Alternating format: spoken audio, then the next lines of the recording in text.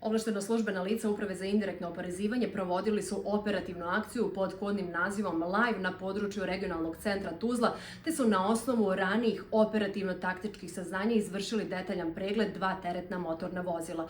Prilikom pregleda vozila, odnosno carinskih pošiljki, zajedno sa robom koja je bila prijavljena za carinjenje, pronađena je skrivena i neprijavljena roba koja se pokušala prokrijumčariti na tržište Bosne i Hercegovine. Tom prilikom privremeno je oduzeto 6715 komada razne nove tehničke robe, kao što su dvogledi, dronovi, trotineti, usisivači i druga roba procijenjene vrijednosti oko 130.000 maraka. Za utvrđene nezakonitosti protiv počinioca istih preduzete su zakonom propisane mjere i radnje. Uprava za indirektno oporezivanje poziva sve građane da na otvorenu liniju uprave broj 080020607 prijave svaki oblik nelegalne trgovine, poreske ili carinske utaje. Svi pozivi su besplatni i potpuno anonimni.